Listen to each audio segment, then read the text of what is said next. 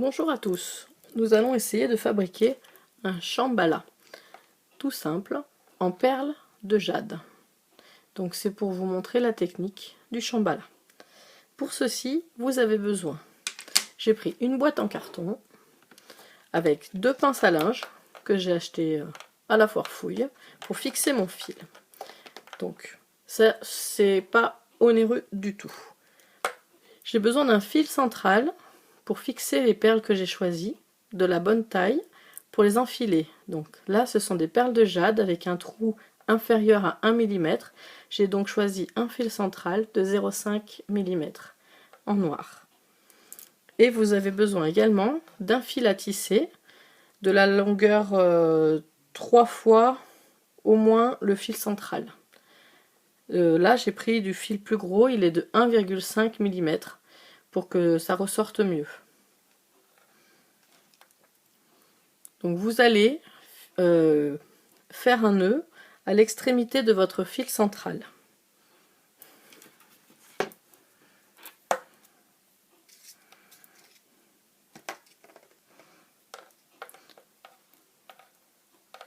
Cela va délimiter les petites boules qui vont pendre à la fin et ça évitera que vos perles s'en aillent.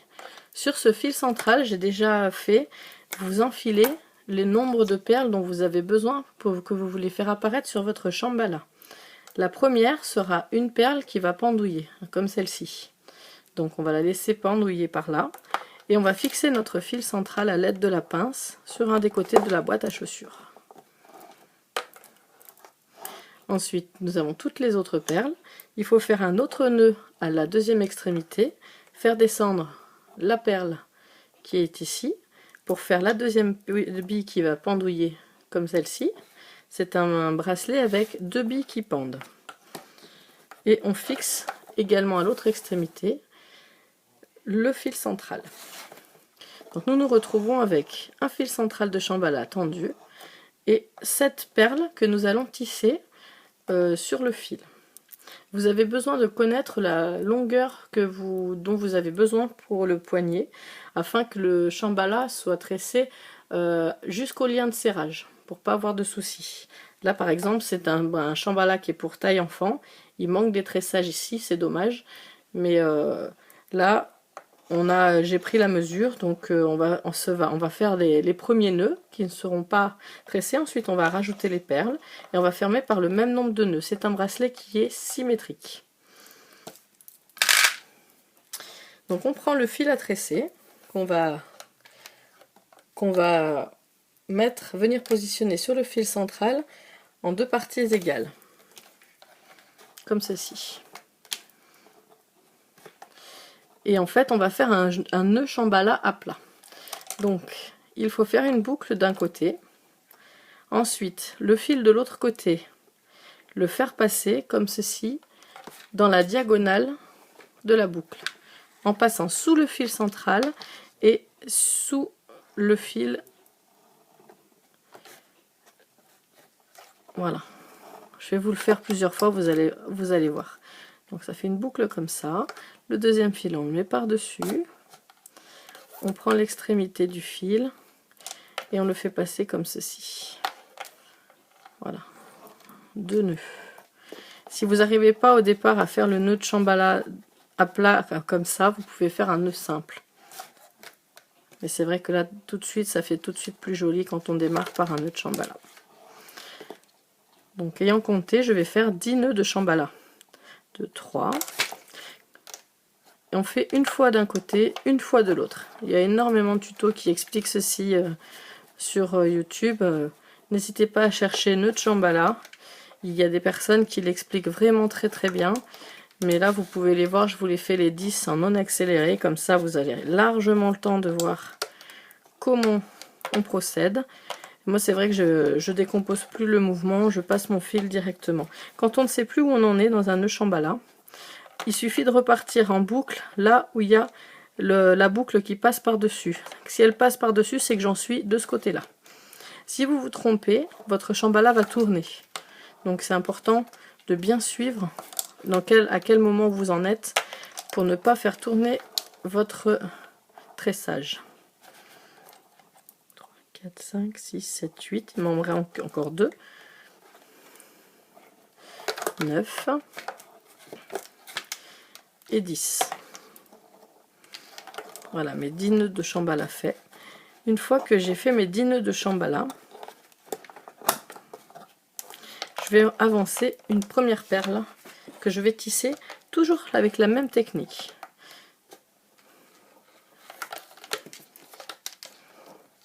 Donc on positionne bien la perle et on serre bien fort pour que la perle reste au milieu. Et on va faire un deuxième nœud. Vous pouvez aussi faire qu'un seul nœud de jointure, mais je trouve que c'est plus joli quand il y a au moins 2 voire 3 nœuds entre chaque perle. On voit bien les perles comme ça. Donc comme je fais que 2 nœuds, à chaque fois que j'ai une perle, je sais que mon nœud est à droite. Voilà. Ensuite, un deuxième nœud à gauche. Je remonte une autre perle. Un nœud à droite. L'important c'est que les fils soient bien au-dessus, en dessous comme ça doit être, parce que sinon le nœud ne se fait pas correctement. Vous allez le voir tout de suite si vous vous trompez. Ça fait un effet qui ne convient pas du tout. Le nœud se retrouve soit tout en dessus du fil, soit tout en dessous du fil. Mais c'est très facile de défaire si vous vous êtes trompé.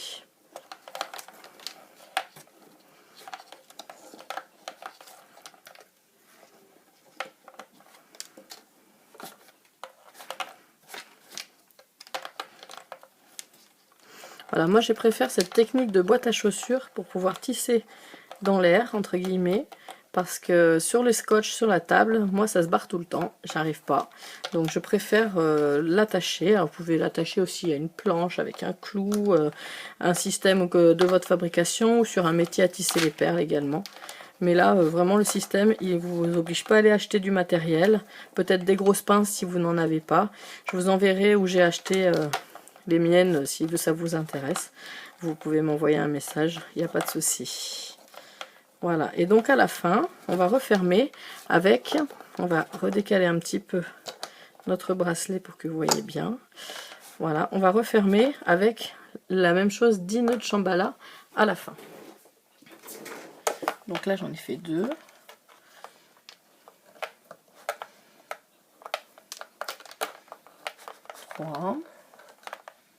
Donc je sais plus où j'en suis. J'en suis de ce côté-là.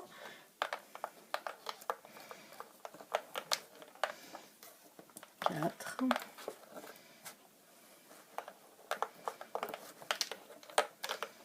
5.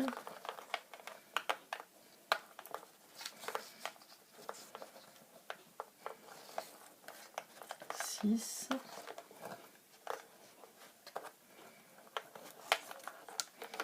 7.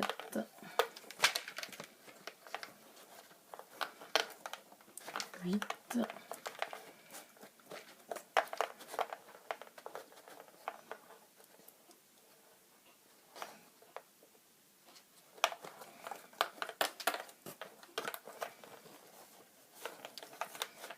9 et le dernier 10e.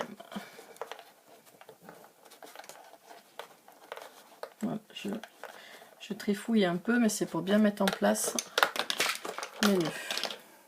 Voici, donc vous obtenez votre bracelet Shambhala.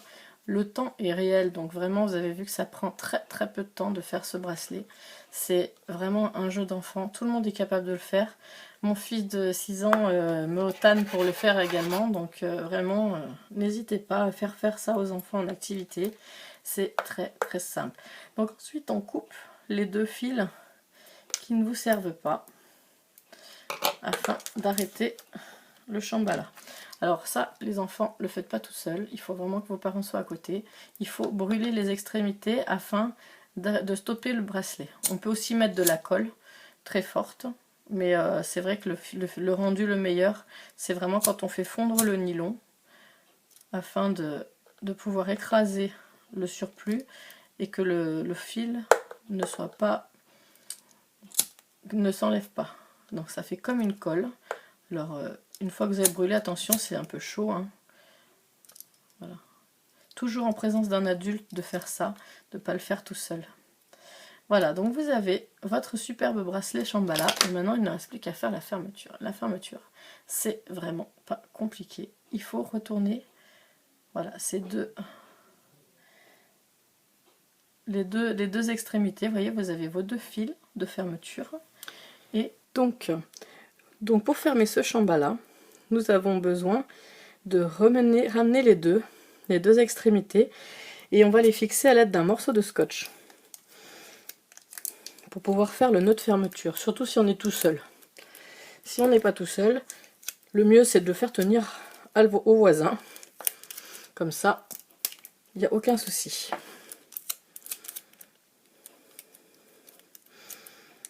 Donc le scotch c'est juste pour maintenir les deux fils ensemble, voilà, que ce soit bien droit. On va mettre un deuxième morceau de l'autre côté, comme ça ce sera bien fixé et on va pas être embêté que ça bouge dans tous les sens pendant qu'on fait nos petits nœuds. Pardon, je m'éloigne du champ de la caméra, forcément, c'est pas drôle. Voilà.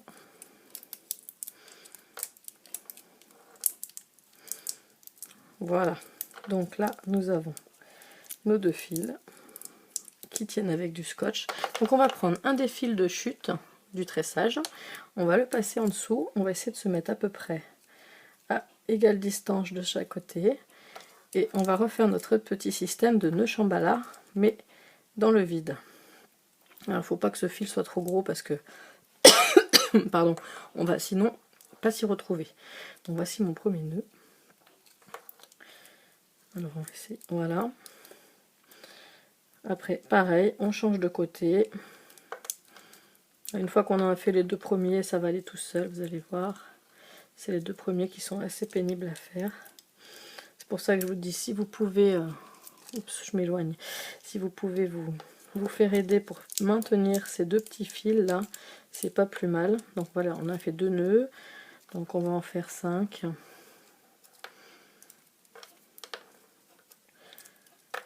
Le mieux c'est quand c'est tendu, voilà, 3.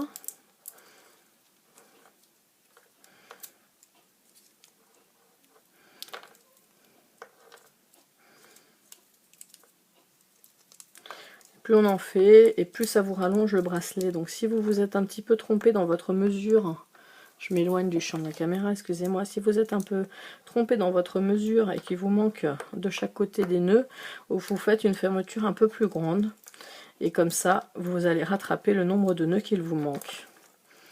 Donc là j'en ai fait 1, 2, 3, 4, 5, allez j'en fais un 6e, histoire de dire que ce soit bien solide. Voilà, ça, tout ça c'est du temps réel, du temps réel passé. Donc une fois que vous avez fait ça, vous pouvez enlever votre scotch. Voilà, j'ai tellement bien fixé que c'en est galère à retirer.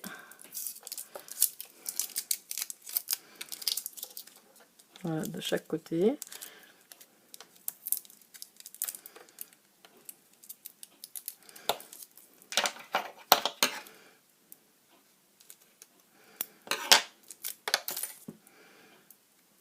Super la technique du scotch, hein. Voilà. On resserre notre nœud de Shambhala. Hop, cocotte revient là. On revient là. Et donc, à la fin, hop, on recoupe. Pareil, de chaque côté. Une fois qu'on a bien serré.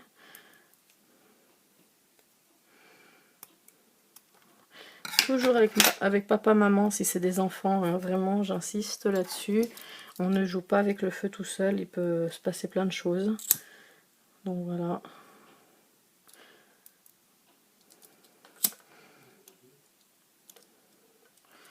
On brûle de chaque côté pour arrêter notre fil.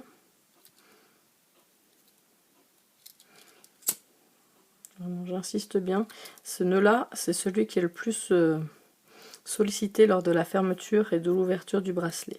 Voilà, et nous obtenons un bracelet Shambhala. Alors celui-là il n'est pas très grand parce que je l'ai fait pour mon fils qui a 6 ans, donc il fallait pas du tout qu'il soit grand. Et ensuite vous coupez, vous faites bien 2 nœuds pour que la petite perle là ne s'en aille pas. On refaisait des petits nœuds pour que les boules ne s'en aillent pas, vraiment. Et ensuite, on recoupe les 2 petits fils pour que ce soit bien net, que ce soit joli.